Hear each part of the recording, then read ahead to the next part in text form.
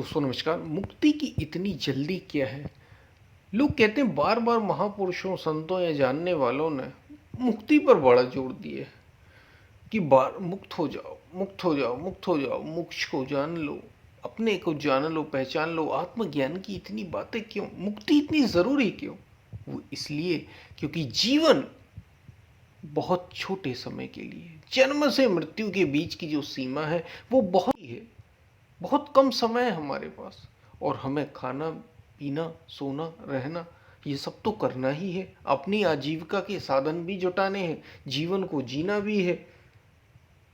तो कहीं हम जैसे पशु जीते हैं ना, खाने के लिए, रोटी खाने के लिए वे भी जीते हैं, खाते हैं पीते हैं सोते हैं रहते हैं और मर जाते हैं।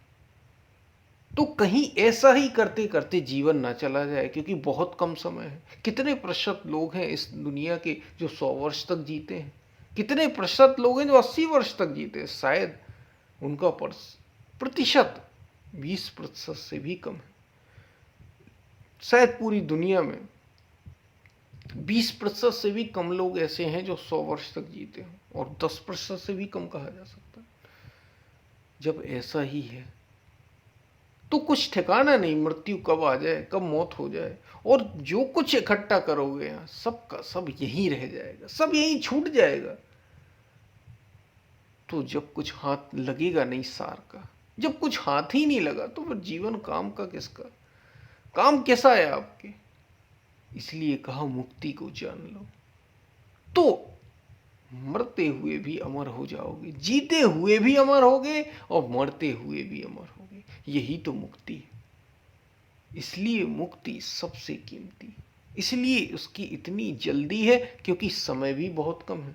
जल्दी इसलिए क्योंकि बहुत सारी चीज़ें मनुष्य जीवन के साथ होती, जीवन के साथ ही कई सारी चीज़ें होती हैं जिन्हें हमें करना ही पड़ता है।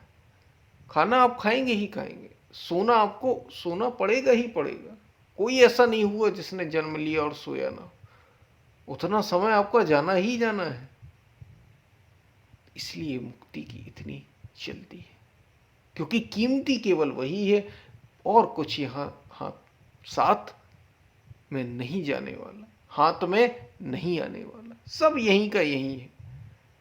इसलिए मुक्ति की इतनी बातें भी है और इतनी जल्दी भी।